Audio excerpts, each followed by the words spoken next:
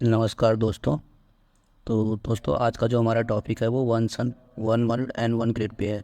देखिए ये प्रोजेक्ट में क्या है, चर्चा में आया हुआ है क्योंकि अभी क्या हुआ है कि इंडिया का सऊदी अरेबिया के साथ एक एमओयू साइन हुआ है, जिसमें क्या हुआ है इसी की बारे में बात किया गया है कि भारत और सऊदी अरब ने क्या किया है, उन्होंने एक तरीके से इस पर डिस्कशन किया है कि हम एक अंडर सी लेवल क्या करेंगे, वायर बिछाएंगे और उसकी सहायता से क्या कर सकते हैं, हम पावर ग्रिड को ट्रांसफ़र कर सकते हैं। तो देखिए इसके बारे में क्या हुआ था, बहुत पहले ही हमारे मोदी जी ने बात कर ली थी। कब?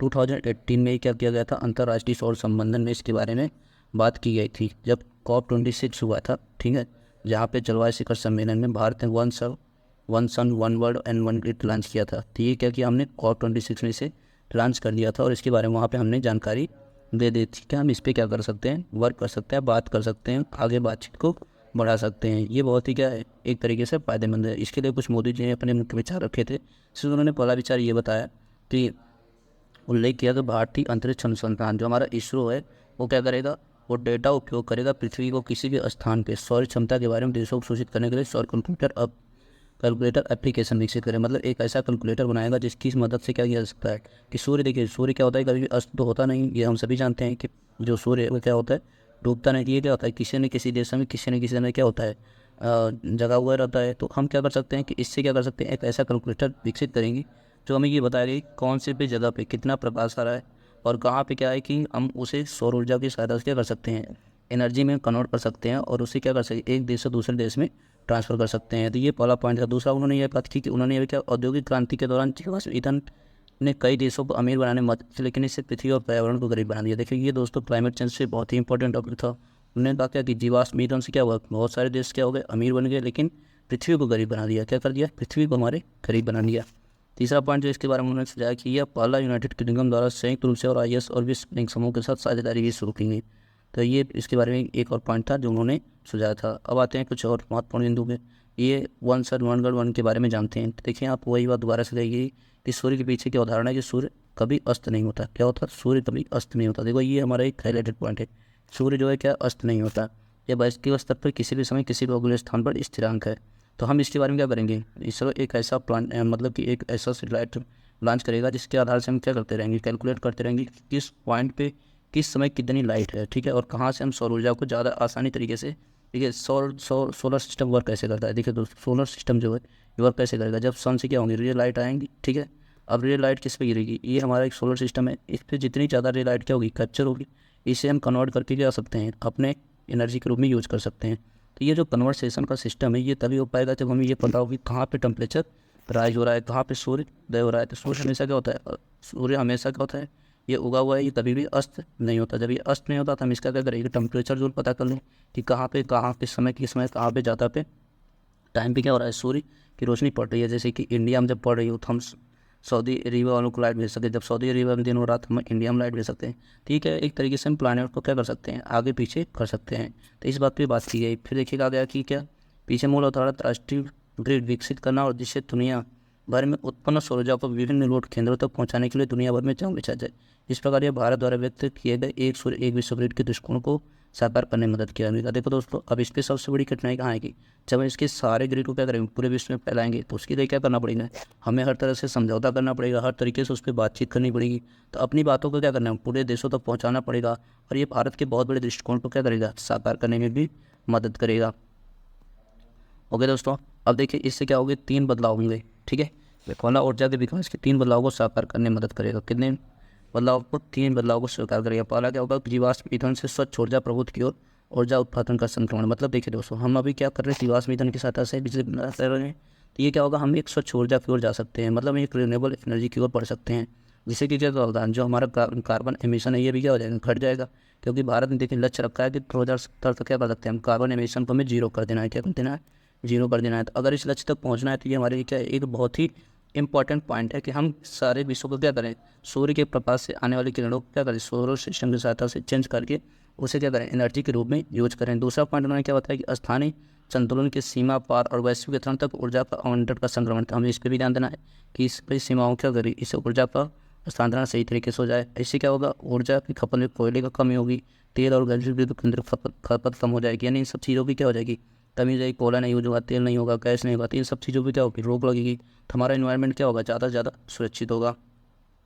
अब देखिए हम आते हैं अपने मौलिक मुद्दे पर, जो अभी क्या है जिसकी वजह से ये चर्चा में वापस आया। तो इसमें देखिए दोस्तों क्या किया गया कि भारत सऊदी अरब समुद्र के अंदर केबल के साथ पावर ग्रिड पर विचार कर रहे हैं। देखिए ये क्या कर रहे हैं, ये देखिए पावर ग्रिड को क्या कर रहे हैं, ट्रांसफर करें कहाँ से, सऊदी अरब से इंडिया और इंडिया से सऊदी अरब। जैसे कि मान लीजिए इंडिया में लाइट की कमी हो गई, तो इंडिया किससे लाइट हो जाएगा, सऊदी अरब से, सऊदी अरब से कहाँ जाएगी, इंडिया।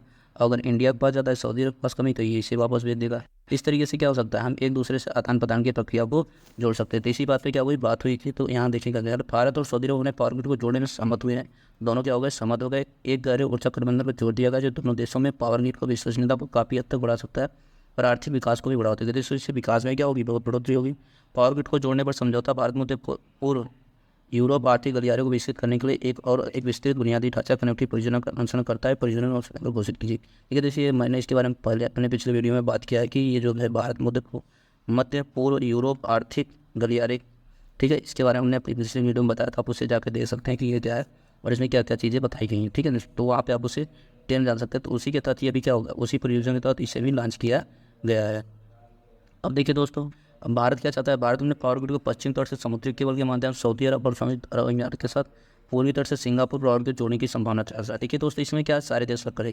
अब देखिए कि क्या निकलेगा, यहाँ मुंबई से निकलेगा, ठीक है, ये ओमान से होते हुए कहाँ जाएगा, सऊदी अरेबिया में पहुँच जाएगा। ठीक है, तो ये अंडर सी केबल की होगी, वायर की ज़रूरत होगी। तो ये हमें इस वायर को बिछाना होगा कहाँ, अंडर सी केबल में। देखिए दो तरीके से जा सकता है, या यहाँ से जा सकता है या मुंबई से निकलेगा सऊदी अरब से होकर निकल, यानी कि यूएई से निकल के सऊदी अरब में पहुँच सकता है, या ओमान से होकर जा सकता है। तो देखिए अब इस चीज़ पे बात चल रही थी कि कैसे ये पहुंचाया जाएगा। ठीक है, उसके लिए सबसे पहले हमें ज़रूरत किसकी होगी, अंडर सी केबल की। इस केबल के लिए क्या की है, प्राइवेट कंपनियां भी हायर कर दी गई हैं। ठीक है, इस पर पूरी तरीके से एमओयू साइन हो चुका। तो इस पर क्या हो गया, चर्चा जोरों पर चल रही है। और ये हमारा क्या है, one nation one sun one grid और वन वर्ल्ड का क्या है, एक तरीके से शुरुआत है। इसकी शुरुआत हमने क्या कर दी है, ये कहाँ शुरुआत हुआ है, सऊदी अरब के साथ टाइप के साथ शुरू हुआ है। तो ये हमारा क्या है, इंपॉर्टेंट पहलू था।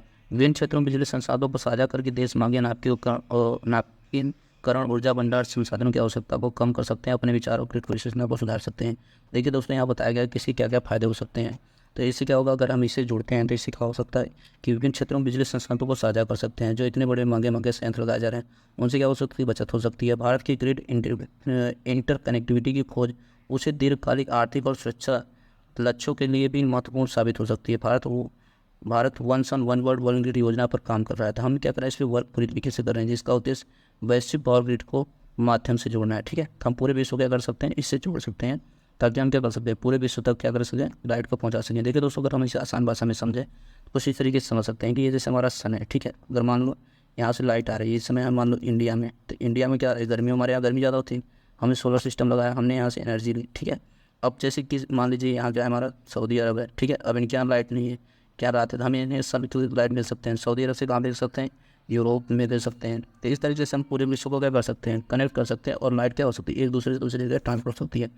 क्या होता है, यहाँ भी क्या होती है, गर्मी ज़्यादा होती है, यहाँ भी क्या हो सकते हैं, सूर्य से यहाँ भी सोलर सिस्टम लगा के एनर्जी ले सकते हैं। ये कभी ये दूसरे देश को भेज सकते हैं, या हमारे बगल क्या अफ्रीकन यूनियन है, तो हम यहाँ से क्या कर सकते हैं, अफ्रीकन यूनियन को भी लाइट ले सकते हैं। तो इस तरीके से हम क्या कर सकते हैं, पूरे वर्ल्ड को क्या कर सकते हैं, कनेक्ट कर सकते हैं। और देखिए साउथ रीजन में क्या होती है, साउथ रीजन में क्या होती है, गर्मी ज़्यादा होती है, तो हम उससे भी क्या कर सकते हैं, कनेक्ट कर सकते हैं पूरे विश्व को। तो इस तरीके से हम क्या कर सकते हैं, पूरे विश्व का एक तरीके से समझ सकते हैं कि ये जो एक तरीके से क्या है, बहुत ही इंपॉर्टेंट पहलू है। इससे क्या होगा, पूरे विश्व को फायदा होगा। और बिजली क्या होगी, पूरी तरीके से इकोनॉमिकली हो जाएगी। और हम क्या सकते हैं, रिन्यूएबल एनर्जी भी वर्क कर सकते हैं और अपने क्लाइमेट को भी सुरक्षित कर सकते हैं। ये कुछ इंपॉर्टेंट पॉइंट है जो हमने आपसे साझा कर लिए हैं। आशा करते हैं आपको सारी बातें समझ आई होंगी। अगर आप इसके बारे में सेपरेट जानकारी लेना चाहते हैं या किसी और तरीके की जानकारी लेना चाहते हैं तो आप हमें कमेंट करके बता सकते हैं। मिलते हैं नेक्स्ट वीडियो में, तब तक आप पढ़ते रहिए। Thank you, love you.